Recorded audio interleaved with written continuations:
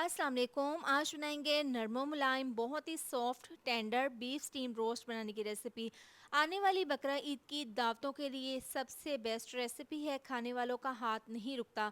ये अंदर तक बहुत ही फ्लेवरफुल और बहुत ही लजीज बनकर तैयार होती है बीफ स्टीम रोस्ट। आप इसको ज़रूर बनाएं, आपको खाकर मज़ा आ जाएगा। तो इसको बनाने के लिए 4 किलो बीफ लिए है और बोटियों का साइज़ थोड़ा सा बड़ा है।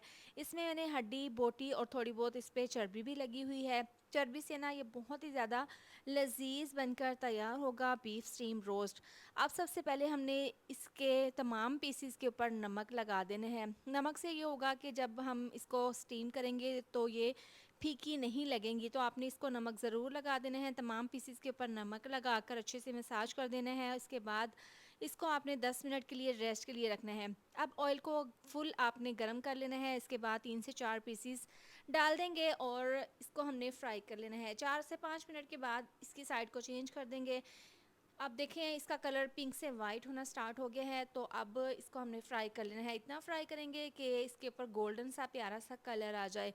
ज़्यादा इसको हमने डार्क नहीं करना। जब ऐसे कलर आएगा ना गोल्डन सा, तो इसको हमने पीसीस को निकाल लेना है। बाकी के तमाम पीसीस इसी तरह से फ्राई करके रख लेंगे। आप किस शहर से मेरी वीडियो देखते हैं कमेंट करके बताया करें। आज का स्पेशल थैंक्स जाता है रज़ाक खान गिलगित से, शकील खान पेशावर से और रमज़ान अली मुल्तान से। अब खुशबूदार मसाला बनाएंगे। तवे के ऊपर 4 चम्मच साबुत ज़ीरा, सौंफ, 4 चम्मच साबुत धनिया, गोल वाली मिर्चें 10 अदद। इनको हल्का सा रोस्ट कर लेना है क्योंकि मसालों में हल्की सी नमी होती है। तो इस तरीके से जैसे ही रोस्ट करेंगे ना तो इसकी खुशबू में इजाफ़ा हो जाएगा और बहुत ही ज़बरदस्त खुशबूदार मसाला बनकर तैयार होगा। आप इसको बनाकर स्टोर कर लें। जब भी आप स्टीम की कोई भी रेसिपी बनाएं तो इसमें आप इस्तेमाल कर सकते हैं। हल्की सी जैसे ही खुशबू आने लगेगी तो इसको हम दूसरी प्लेट में निकाल लेंगे। हल्का सा ठंडा करने के बाद इसको मिक्सी जार में डाल देंगे और इसका पाउडर बना लेंगे दरदरा सा। देखें पाउडर बना लिया है। आप 3 चम्मच डाल देंगे। बाकी मसाला किसी भी एयर टाइट बॉक्स में या जार में डालकर रख देंगे। आप इसको मटन स्टीम बनाएं, चिकन स्टीम बनाएं या फिर बीफ इसमें डाल सकते हैं।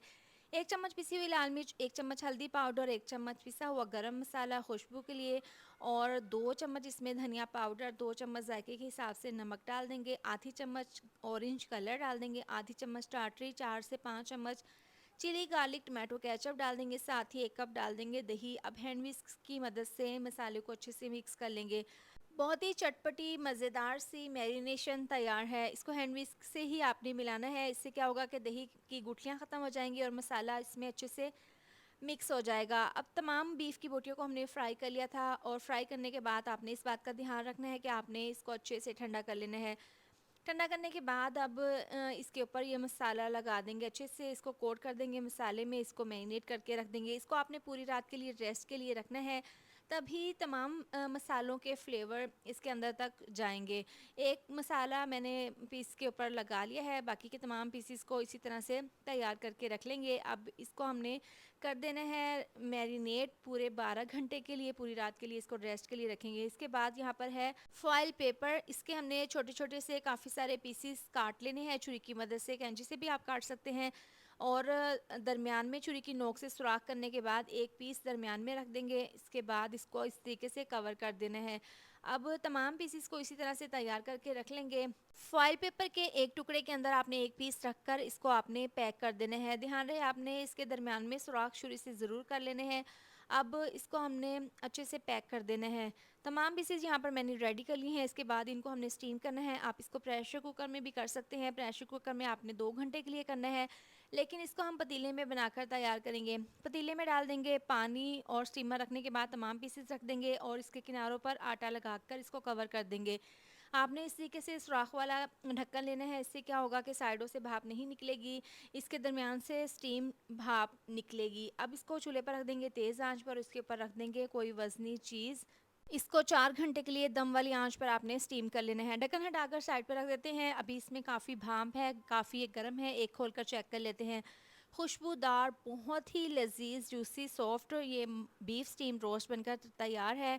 जो हमने खुशबूदार मसाला बनाया था, यकीन करें उसकी बहुत ही अच्छी सी खुशबू आ रही है। यहाँ पर मैं आपको तोड़कर दिखाती हूँ। देखिए बहुत आसानी के साथ हड्डी से गोश्त अलहदा हो गया है और ये अंदर तक बहुत ही जूसी, फ्लेवरफुल और बहुत लजीज बनकर तैयार हो गया है। तो आप भी आने वाली ईद पर इसको ज़रूर बनाएं।